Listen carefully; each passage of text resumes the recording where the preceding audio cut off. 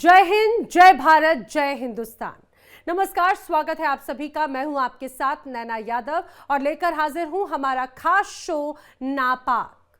आज बात करेंगे उस पाकिस्तान की जो अपनी नाकामियों, सियासत और कर्ज के जाल में खुद ही उलझ चुका है।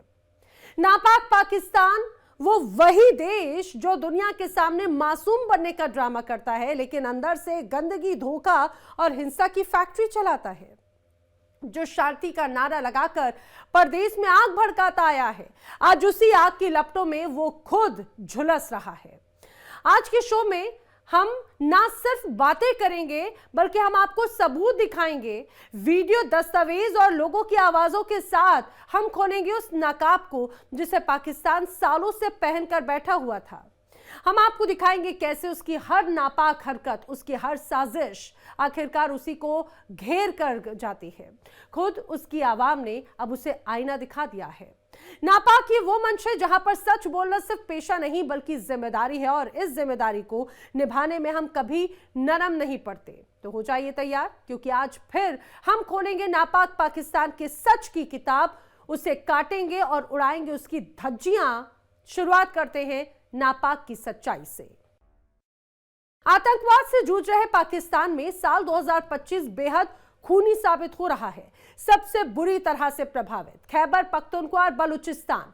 एक स्वतंत्र थिंक टैंक की ताजा रिपोर्ट सामने आई जिसमें बड़ा खुलासा हुआ, जिसने पाकिस्तान की हकीकत को खोल कर रख दिया। रिपोर्ट के अनुसार सिर्फ जनवरी से नवंबर 2025 के बीच 3187 लोगों की मौत हुई। पाकिस्तान में हिंसा एक बार फिर से अपने चरम पर है। इस्लामाबाद के centre for research and security studies यानी कि CRSS ने अपनी रिपोर्ट में दावा किया है कि 2025 में हिंसा पिछले साल की तुलना में 25% बढ़ी है, जो कई सालों से आतंक को पनाह देता आया है। लेकिन इन दिनों वही पाकिस्तान खुद हमलों का शिकार हो रहा है।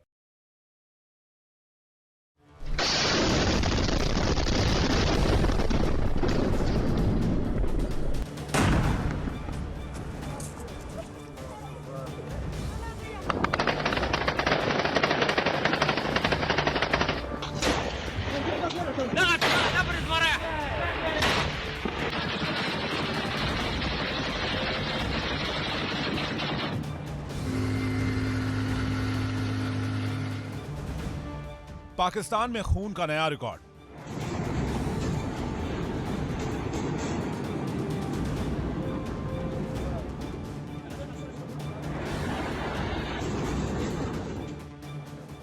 पाकिस्तान की सुरक्षा पर रिपोर्ट में बड़ा खुलासा।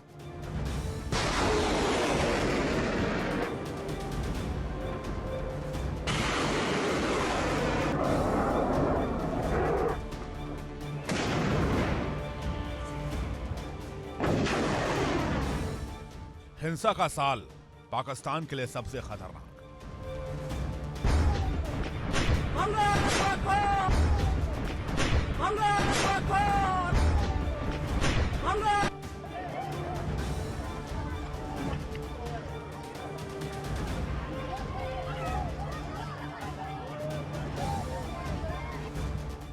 आतंकवाद से जूझ रहे पाकिस्तान में साल 2025 बेहद खूनी साबित हो रहा है।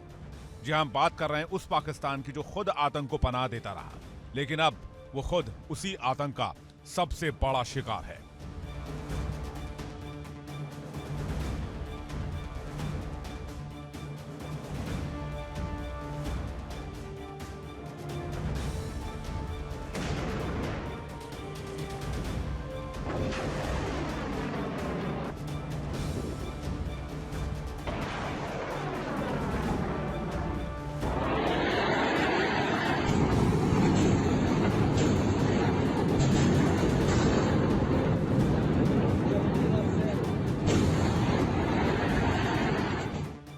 एक थिंक टैंक की ताजा रिपोर्ट में खुलासा हुआ है कि देश में हिंसा 25% बढ़ गई है और सबसे बुरी तरह प्रभावित है खैबर पख्तूनख्वा और बलूचिस्तान। रिपोर्ट के मुताबिक सिर्फ जनवरी से नवंबर 2025 के बीच 3187 लोगों की मौत हुई है। क्या है इस हिंसा के पीछे की वजह? कौन से क्षेत्र सबसे ज्यादा प्रभावित है? क्योंकि पाकिस्तान में हिंसा अपने चरम पर है। इस्लामाबाद में centre for research and security studies यानी कि CRSS ने अपनी रिपोर्ट में दावा किया है कि 2025 में हिंसा पिछले साल की तुलना में 25% तक बढ़ी है।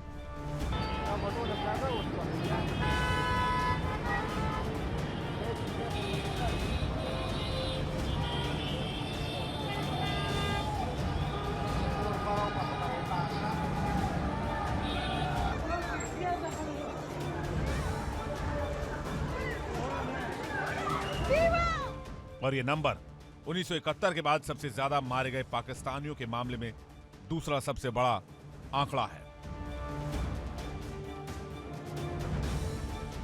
जनवरी से नवंबर तक देश में 3,187 मौतें हुई। हैरानी की बात यह है कि इनमें 86% मौत सिर्फ दो प्रांतों खैबर पख्तूनख्वा और बलूचिस्तान में हुई।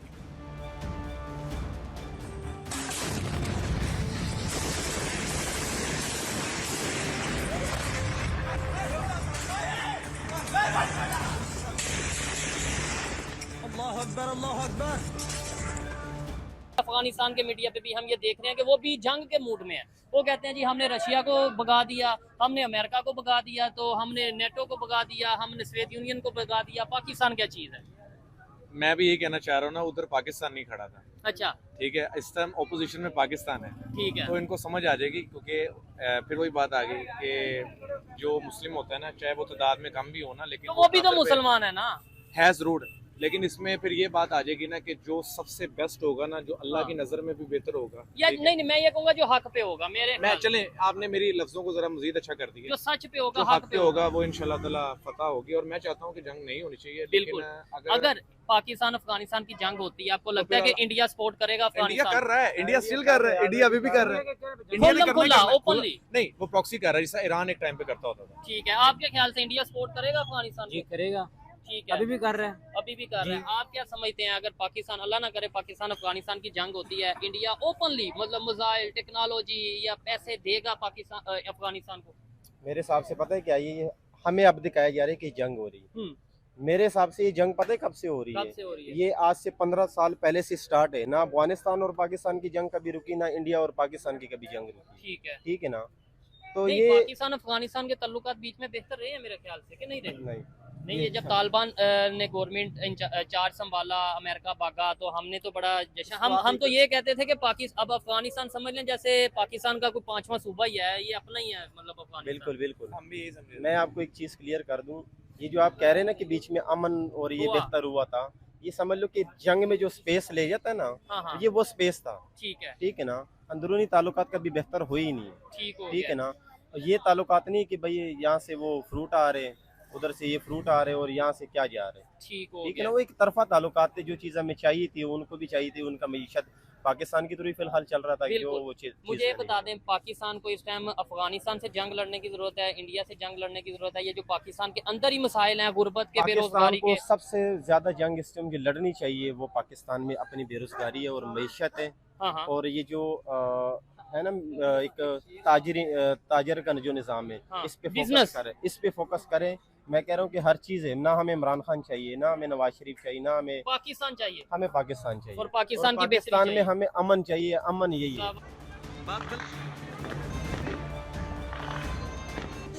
فرض واجب دی چې څوک را په ټول پاکستان کې بلکې پاکستان کې نه په ټوله نړۍ کې شرعي نظام نه وي. تکبیر، سبیلنا سبیلنا، طریقنا طریقنا. 2024 में पाकिस्तान में 2,546 लोग मारे गए थे, यानी मौतों का यह आंकड़ा अब 20% और बढ़ गया है। पाकिस्तान में 2025 में काफी झड़पें हुई, जिनमें 3,187 लोगों की मौत हुई है और ये 25% का इजाफा दर्शाता है। रिपोर्ट यह भी कहती है कि अफगानिस्तान सीमा पर हालिया झड़पें और तहरीके तालिबान पाकिस्तान यानी टीटीपी की गतिविधियां हिंसा की बड़ी वजह हैं। अफगानिस्तान से जुड़े तनाव और टीटीपी का फिर सक्रिय होना पाकिस्तान के सुरक्षा ढांचे के लिए बड़ा खतरा बन गया है। हिंसा का यह स्तर आने वाले महीनों में और बढ़ सकता है।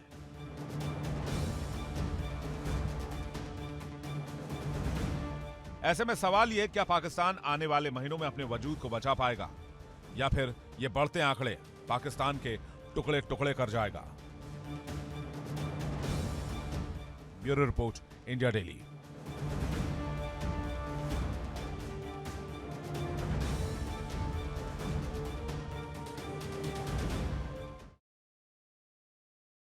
पाकिस्तान एक बार फिर उबल रहा है। सड़कों पर नारों का शोर है, संसद में कुर्सियां बच रही हैं और सत्ता के गलियारों में उठ रहा है तूफान, क्योंकि एक बार फिर आमने सामने खड़े हैं मुल्ला मुनीर बनाम इमरान खान। पाकिस्तानी सेना इन दिनों अपने देश में भारी आलोचना का सामना कर रही है। सेना के अधिकारी लगातार राजनीति में बयानबाजी कर रहे हैं, जिसमें इमरान खान को सुरक्षा के लिए खतरा बताया जा रहा है। कंगाल मुल्क में यह सिर्फ राजनीतिक टकराव नहीं, बल्कि पाकिस्तान की सत्ता की नींव हिला देने वाला तूफान है।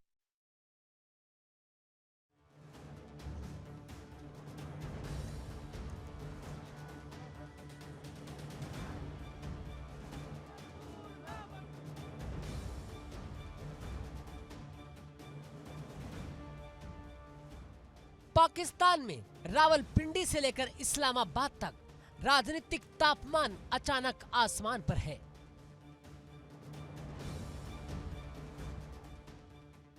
कारण सिर्फ एक इकलौता बयान जिसने पूरे पाकिस्तान को हिला दिया।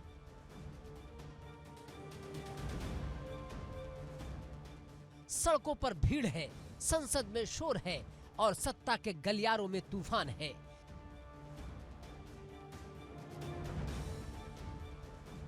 क्योंकि देश की सियासत में एक बार फिर आमने सामने आ गए हैं मुल्ला मुनीर बनाम इमरान खान।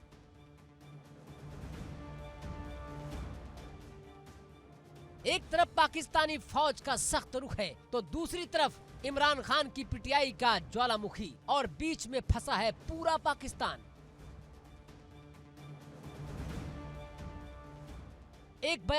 सिर्फ एक बयान ने पूरा मुल्क दहला दिया। इमरान खान पागल है। यह बयान जैसे ही सेना की ओर से आया, पाकिस्तान की राजनीति में जैसे बारूद फट गया।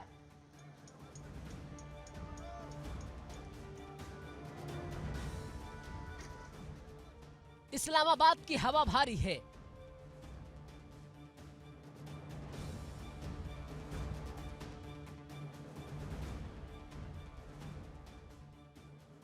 लाहौर में नारेबाजी है, कराची में विरोध के झंडे लहर रहे हैं।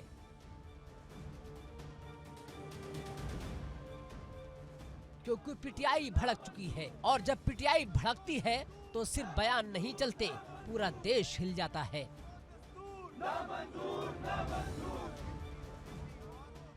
मुनीर के कॉरिडोर में हलचल है, गुप्त मीटिंग्स चल रही है, इंटेलिजेंस रिपोर्ट्स लगातार अपडेट हो रही हैं।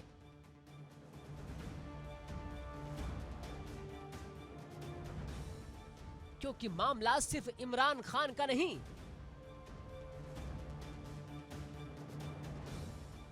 फौज की साख और सत्ता की पकड़ से जुड़ चुका है। पाकिस्तान सेना के प्रवक्ता लेफ्टिनेंट जनरल अहमद शरीफ चौधरी ने जब ये बयान दिया, इमरान खान पागल है,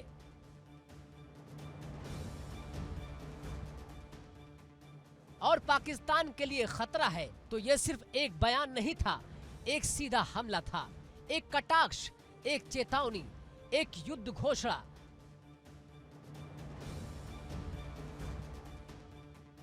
फौज ने साफ कर दिया, आसिम मुनीर पीछे नहीं हटने वाले, जो फौज से टकराएगा कुचल जाएगा।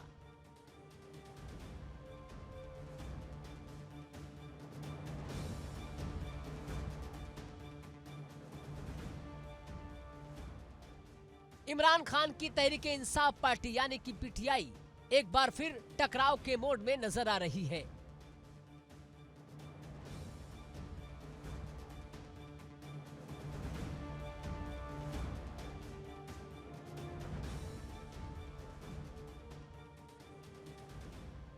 पार्टी नेतृत्व का कहना है कि राजनीतिक दबाव और कानूनी चुनौतियों के बावजूद वो पीछे नहीं हटेंगे।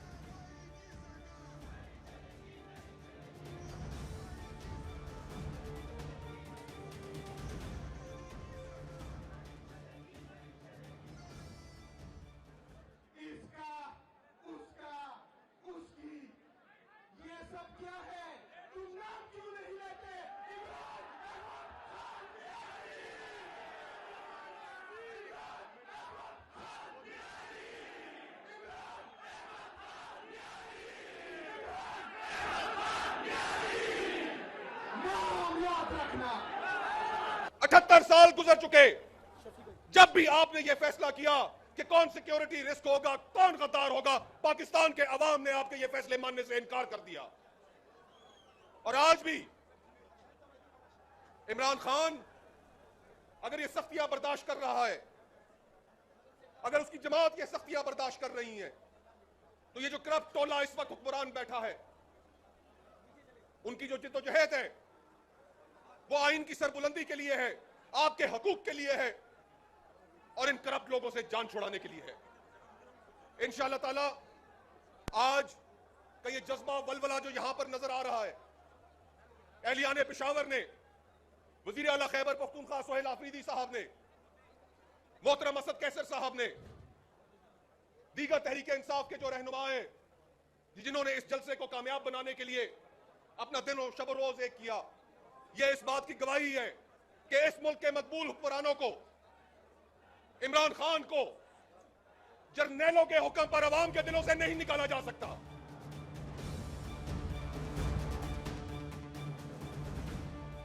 पार्टी के सेक्रेटरी जनरल सलमान अकरम राजा ने सीधे ललकारते हुए बयान दिया कि हम दबाव में आने वाले नहीं हैं।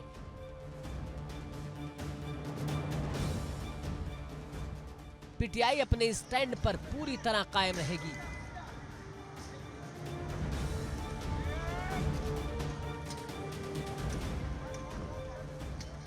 राजा के इस बयान ने पाकिस्तान की सियासत में हलचल मचा दी है। पीटीआई समर्थक इसे पार्टी की मजबूत वापसी का संकेत बता रहे हैं, वही विपक्ष इसे सिर्फ राजनीतिक बयानबाजी कह रहा है।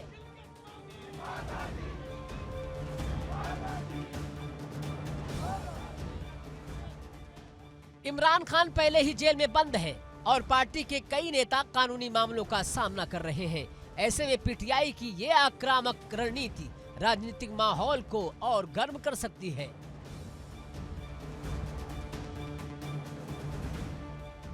पाकिस्तान के लोग इमरान खान के साथ खड़े हैं। इमरान खतरा नहीं, इस मुल्क की सबसे बड़ी उम्मीद है।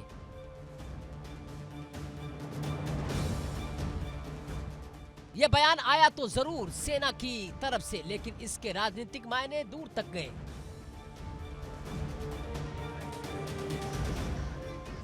बयान सामने आते ही पीटीआई नेताओं का गुस्सा फूट पड़ा। उन्होंने सेना पर राजनीतिक दखल का आरोप लगा दिया। ये बयान पूरी तरह एक राजनीतिक हमला है। इमरान खान को बदनाम करने की साजिश की जा रही है। जो हमें डराने की कोशिश कर रहे हो, देख ले ये लोग डर गए आपसे।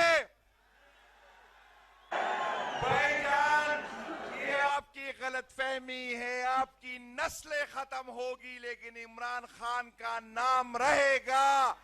आप जो भी बयानियां बनाने की कोशिश कर रहे हैं वो आपके मुंह पे मारा जाएगा इंशाअल्लाह ताला।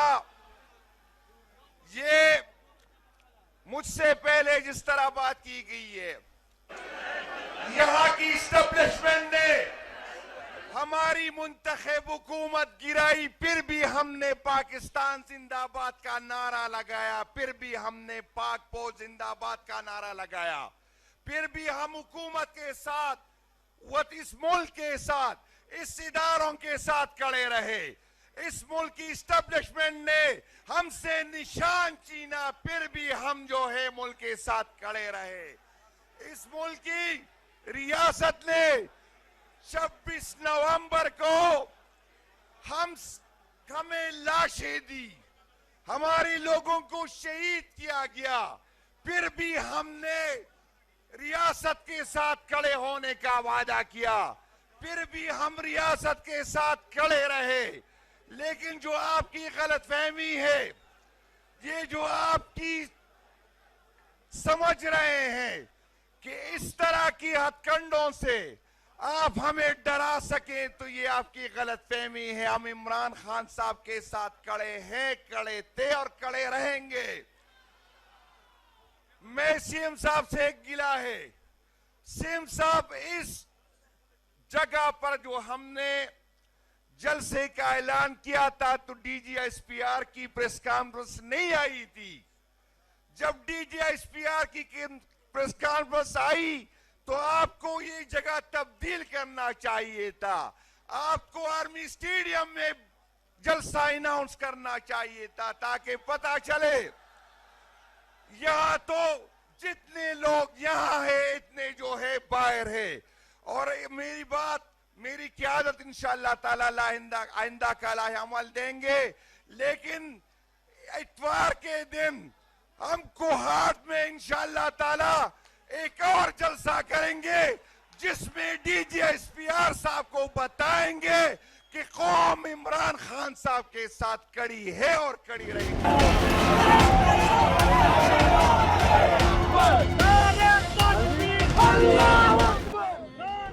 मुलाकात ना करने दी हम नहीं उठेंगे।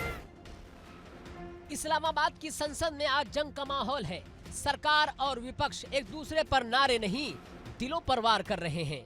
पीटीआई सांसदों ने शहबाज शरीफ सरकार पर आरोप लगाया, ये सब सेना के इशारे पर हो रहा है।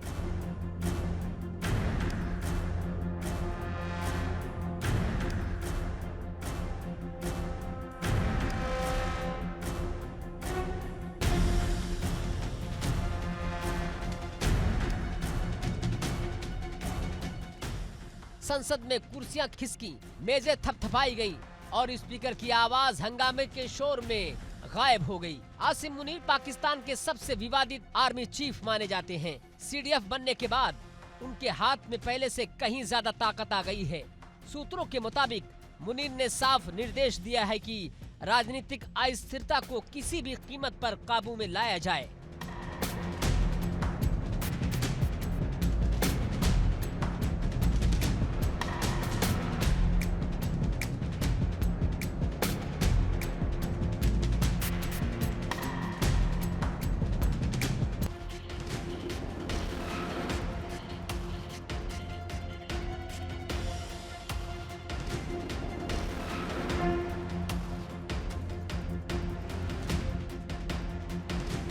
और इसका सीधा मतलब है इमरान खान पर सख्ती।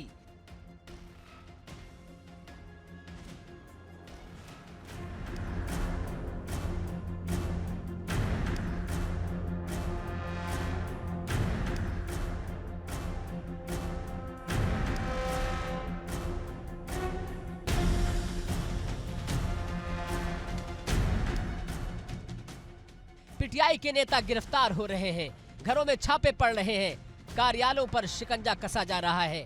पाकिस्तान की सियासत फौज की मुट्ठी में सिमटने लगी है।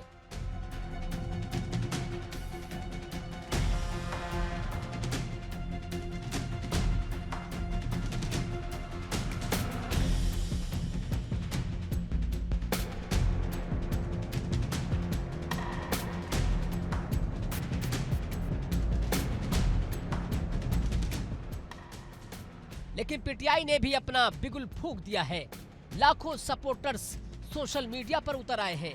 वीडियो संदेश, स्पेस चैट, जिंदाबाद के नारे लग रहे हैं। पीटीआई नेताओं ने कहा, इमरान खान को पागल कहना 22 करोड़ लोगों का अपमान है।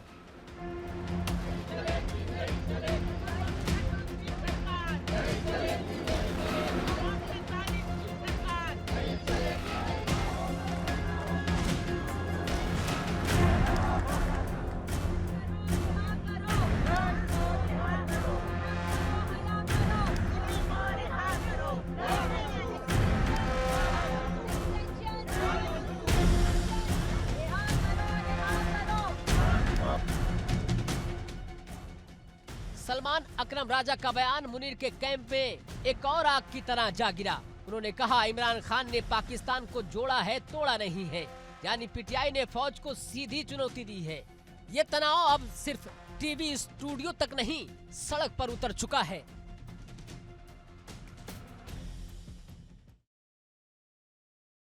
नापाक में फिलहाल इतना ही, लेकिन इंडिया डेली पर खबरें आगे भी जारी हैं। इंडिया डेली अब आपके स्मार्ट टीवी पर भी मौजूद है। इंडिया डेली अब आप लाइव देख सकते हैं इन सभी प्लेटफॉर्म्स पर।